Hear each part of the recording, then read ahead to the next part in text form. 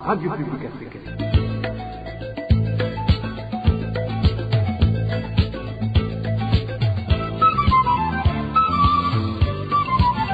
Radio Publique Africaine.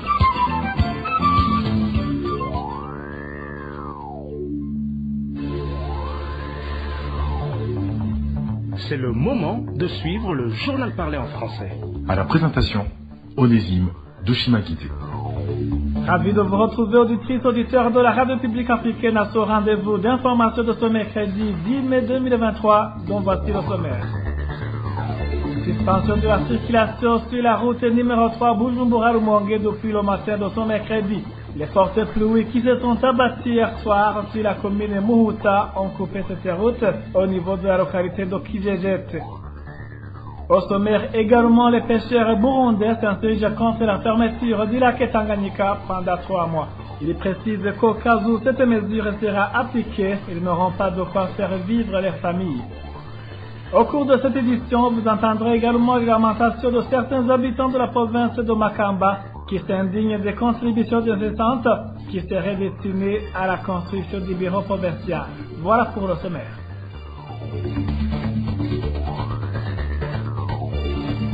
Ouvrons cette édition-ci, cette nouvelle en bref. Un énième montage visant la radio publique africaine serait en cours au sein des services de renseignement burundais. Cet acharnement serait lié à une enquête de la radio à propos d'un Guillaume de Luyigi, nommé Nkazohera, qui a été arrêté depuis le 25 avril de cette année par des policiers en poste au palais présidentiel. Son lieu de détention reste inconnu. Quelques semaines avant son arrestation, le vieil homme avait été vu dans un hôtel à Bujumbura sous la prise en charge de la présidence de la République. Affaire à suivre. En page politique, un membre du parti CNL en commune et province de Bubanza craint pour sa sécurité selon sa famille. Il est menacé par des Imbonerakure pour avoir refusé de participer dans les patrouilles nocturnes. Sa famille sollicite l'intervention des autorités. Le point avec Marie-Ange Ilakode. Ce membre du parti CNL qui est en train de subir des menaces de la part d'un groupe d'Imbonerakure en province Bubanza s'appelle Patrick Nduimana, surnommé Mandela, membre influent du parti d'Agathon Rwasa. La source de la RPA à Bubanza affirme que vendredi dernier vers 22 heures, alors qu'il rentrait chez lui, Patrick s'est heurté sur un groupe d'Imbonerakure en pleine ronde nocturne qui lui ont demandé de se joindre à eux. Patrick s'est nommé Mandela a carrément refusé. Selon notre source, ce membre du parti CNL s'est étonné d'entendre ces Imbonerakure toquer à sa porte alors qu'il s'était déjà couché. Il est rentré chez lui et ces Imbonerakure l'ont poursuivi à son domicile pendant la nuit et l'ont réveillé en lui disant « Est-ce que tu n'as pas encore accepté ?» Serge Nzosaba prenait le devant en le provoquant. Son membre du CNL a carrément refusé et ces Imbonerakure lui ont dit qu'ils allaient le tuer et qu'ils avaient tous les pouvoirs de faire ce qu'ils voulaient. La famille de ce membre du parti d'Agathon Rwasa alerte l'administration locale pour le protéger car, selon elle, il peut être tué d'un moment à l'autre. Merci à toi Marie-Ange. Il a causé, je vous le disais en titre, suspension de la circulation sur la route RN3 Bujumbura-Rumongue depuis le matin de ce mercredi. Les fortes pluies qui se sont abattues hier soir sur la commune Muhuta ont coupé cette route au niveau de la localité de Kijejete, ce qui a rendu cette route quasiment impraticable. Le point avec le vice-seigneur Mungue. Les usagers de la route nationale numéro 3, communément appelée Bujumbura-Rumongue, ont été dans l'impossibilité de continuer et démarrer le voyage le matin de ce mercredi. La route s'est effondrée au niveau de Kijejete, en commune Muhuta de la province de Rumongue. C'est suite aux fortes pluies de la nuit de mardi à mercredi. Aucun véhicule ne peut passer sur cette route, car même ceux qui ont essayé ont dû échouer dans la boue. L'un des habitants de la localité où la route est cassée raconte. La route a été endommagée au niveau de la localité Kijejete. Aucun véhicule ne peut passer. Il y a même un camion qui s'y est renversé. Tous les véhicules qui vont vers Bujumbura ou vers Rumongue doivent faire le demi-tour une fois à Kijejete. Pour continuer leur voyage, les gens descendent des véhicules et marchent à pied pour rejoindre d'autres véhicules qui sont de l'autre côté de la route. Les usagers de cette route, faut savoir que les prix de transport ont été revus à la hausse par les chauffeurs. Le prix de transport a grimpé suite à ce problème. Avant, c'était 6 000 francs burundais, mais à présent, c'est 9 000 francs burundais. Les chauffeurs donnent comme motif qu'ils ne peuvent pas travailler à perte en faisant le demi-tour. Mais c'est simplement une spéculation. La population qui utilise la route RN3 demande au gouvernement de trouver dans les médias une solution à ce problème de circulation sur cette route car elle enregistre une grande perte. La rédaction de la RPA a cherché à joindre Sylvestre Sanzerogeze, directeur de l'agence routière du Burundi, mais sans y parvenir. Merci à toi aussi, Elvis Seigneur Mongueré. Après une courte transition, nous parlons des nouvelles de la société. La famine rôde au sein de la population de la zone Gatumba, en commune de Mutimbuzi, victime des inondations qui les ont chassés de leur ménage. Selon la population de la localité, cette famine est due au fait que ces inondations ont également emporté les cultures alors que la récolte était proche. Le point avec Dani Claire et la Trompe. La récolte qui était attendue en zone Gatumba, surtout pour le mois de mai et juin, ne devrait plus être attendue et la population désespère et s'attend plutôt à une insécurité alimentaire accentuée. Cela du fait que les inondations ont envahi toutes les cultures. Cet habitant de la zone Gatumba fait savoir que toutes les cultures sont dans l'eau alors que la récolte était proche. La faim ne peut pas manquer ici car les mois de mai et juin étaient habituellement les mois de récolte dans cette zone.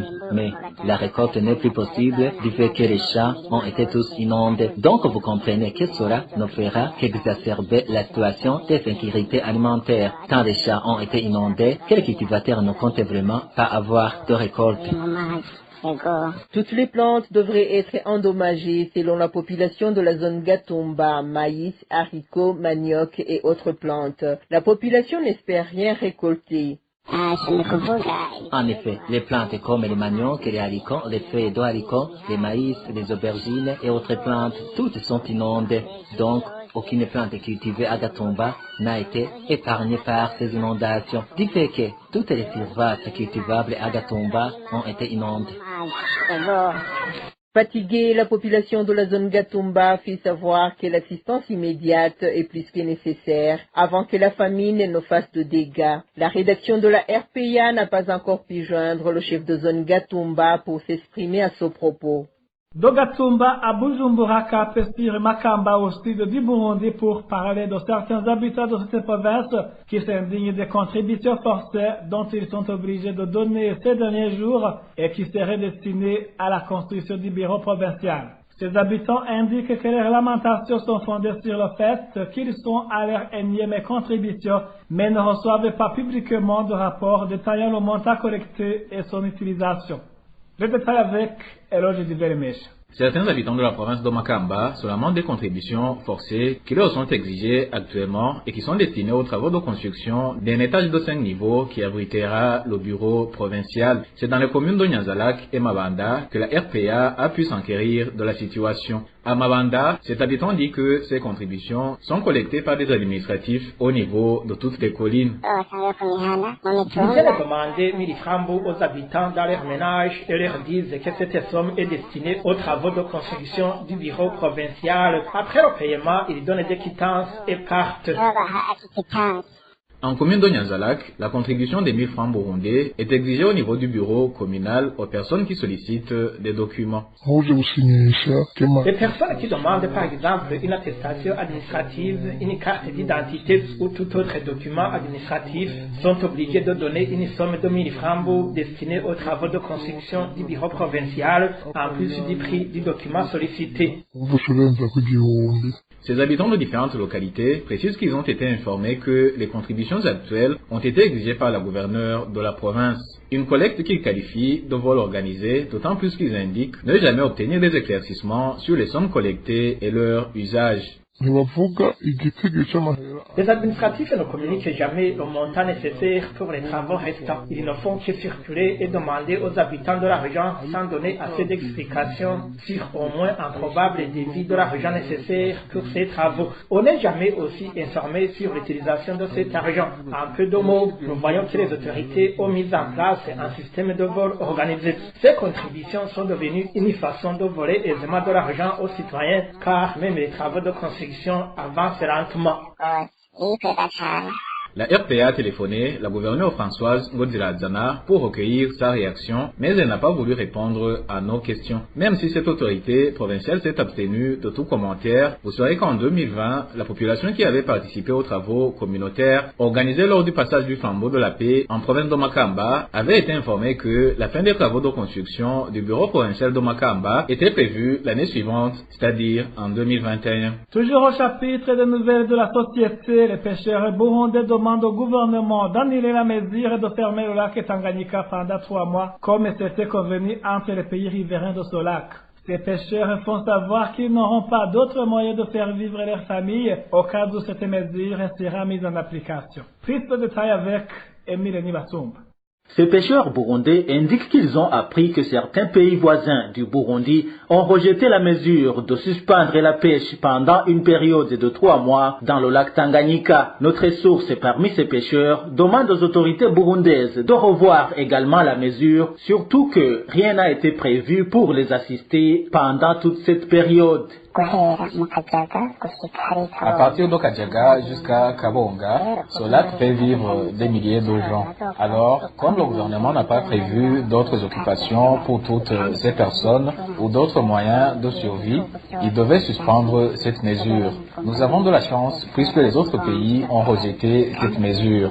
Nous espérons que le gouvernement ne va pas la mettre en application. Vous voyez qu'il y a la famine et le chômage que ce même gouvernement a causé en interdisant certaines activités génératrices de revenus, alors que ce sont leurs sources de revenus. Il est prévu que la mesure de suspendre la pêche dans le lac Tanganyika pour une durée de 3 mois démarre avec le 15 du mois de mai en cours. Son objectif, selon les pays riverains du lac Tanganyika, est de permettre une bonne reconstitution de la biodiversité de ce lac. Ces pays, c'est notamment le Burundi, la Tanzanie, la République démocratique du Congo et la Zambie. Merci à toi aussi, Emile Nibassumba. Après une petite transition, nous parlons éducation. Ce n'est pas normal que des personnes qui ont commis de mêmes infractions soient sanctionnées différemment. C'est du moins les propos de l'Inividi qui suit de près l'éducation au Burundi. Et l'Inividi réagit après que certains éducateurs de la DPE de Gitega, accusés de fraude et des examens, ont été sanctionnés différemment selon leur appartenance politique. Elle interpelle le ministre de l'Éducation de suivre de près ce problème de 2 poids 2 mesures et de sanctionner tous les fautifs conformément à la loi en vigueur. Une différence dans la sanction des agents de l'administration qui sont coupables d'avoir facilité la fraude d'examen en donnant les copies d'examen à l'avance à certains élèves, et spécialement aux filles, s'observe dans la direction provinciale de l'enseignement à Gitega. C'est pas normal effectivement que l'année dernière le professeur Arias soit révoqué de ses fonctions. Par contre, un certain Constantin, qui est conseiller à la direction communale de l'enseignement à Gitega, puisse bénéficier d'une gratification, c'est-à-dire d'une promotion de grade en passant de conseiller poste de directeur de lycée communal. Il est titularisé, comme si ses prestations au cours de l'année avaient été appréciées. C'est pas normal qu'actuellement un autre éducateur soit révoqué, que le son prédécesseur n'a pas été sanctionné. À la cause de tout ça, c'est quoi? Au niveau de la direction provinciale de l'enseignement en province de Gitega, il y a quelque chose qui ne va pas. Quand ils analysent les fautes qui ont été commises par l'administration, par les personnels en matière de fraude et même en d'autres matières, ils ne se réfèrent pas à la loi. S'ils se réfèrent à la loi, ils sont sujets plutôt à des pressions, sûrement qu'ils prennent en compte le poids politique de la personne coupable de vol d'examen, de fraude. C'est pas normal parce que quand vous ne traitez pas les fautifs sous un même pied d'égalité, cela veut dire que vous encouragez l'impunité, vous encouragez les fautes et par conséquent, vous favorisez la reprise. Un tel comportement est très dangereux. Le règlement scolaire est clair, le code pénal est clair. Normalement, quand une personne est chargée de l'administration, un professeur, un élève, quand il est reconnu coupable de vol d'examen ou ce qu'on appelle la fraude d'examen, il est renvoyé, fonctionnaire est révoqué. En plus de la révocation, il y a une poursuite judiciaire, mais aussi il est prévu que toute personne qui se rend coupable de fraude d'examen, il doit automatiquement payer tous les frais qui seront encourus pour faire reprendre l'examen. Parce que quand un examen est volé, il est inutile de maintenir les résultats parce que ça risque de favoriser les voleurs, les fraudeurs, au détriment des élèves qui ont eu des résultats bien mérités. Mais aussi devraient obtenir d'autres sanctions. Ils ne devraient pas être réintégrés dans le système éducatif normalement, parce que c'est un très mauvais exemple et c'est un très mauvais antécédent. Et la Inivizi indique également que pour cette faute qui a été commise à la DPI de Gitega, il serait mieux de faire des enquêtes pour que le coupable soit puni sans aucun acte de fanatisme. Et cela permettra de couper court avec de tels actes qui ternissent l'image de l'éducation au Burundi et qui occasionnent d'énormes conséquences sur l'éducation des enfants. Je voudrais interpeller le ministre en charge de l'éducation de faire un audit administratif de la province de Gitega. Il doit y avoir un problème au niveau de la direction provinciale et le directeur provincial de l'enseignement à Gitega doit être rappelé à l'ordre afin que toutes les fautes disciplinaires qui sont commises soient enquêtées selon la même procédure et soient sanctionnées conformément à la loi pour qu'il n'y ait pas de favoritisme. Sinon, ce comportement de traiter de manière inégale les personnes qui ont commis les mêmes fautes, ça favorise l'impunité et ça décourage les éducateurs. Je voudrais aussi interpeller les élèves. Les élèves, ce sont les premières victimes parce que quand dans une école, il y a vol d'examen, sûrement qu'il y a quelque chose d'autre qui a été payé. Un éducateur ne peut pas déloger à ses obligations professionnelles sans qu'il soit payé en quelque chose. Il y en a qui volent les examens parce qu'ils les vendent, donnent ces examens aux filles parce qu'ils veulent des faveurs et induisent ainsi les filles à coucher avec ces personnes qui leur donnent des examens. Alors, vous comprenez que derrière la fraude d'examen, il y a d'autres infractions qui se cachent et la direction provinciale devrait mener des enquêtes correctement, respecter la loi et sanctionner conformément à la loi et de la même manière, personnes qui se rendent coupables de fraude d'examen. J'interpelle aussi les parents. Les parents, c'est la parole des élèves. Les parents devraient agir au sein des organes de gestion de l'école, au niveau de la commune, mais aussi au niveau de la province. Les comités de gestion de l'école ont l'obligation de faire le suivi pour s'assurer que leurs élèves étudient dans de bonnes conditions et que les fautes commises contre le règlement scolaire, contre les élèves, telles que les fautes des examens, sont punies de la même manière et conformément à la loi. Là, sur les comités de gestion de l'école, il y a le conseil communal de l'enseignement, le conseil provincial de l'enseignement, devrait prendre en main toutes ces questions afin que la direction provinciale de l'enseignement soit gérée correctement, surtout en matière d'application, sanctions disciplinaires aux enseignants et à toute personne qui est coupable de vol ou de fraude d'examen. Dernière nouvelle de cette édition, à 3 semaines depuis la nomination du nouveau directeur de l'école fondamentale de Murambi en commune de Buganda de la province de Cibitoke, la remise des reprises à ce poste n'est toujours pas effectuée.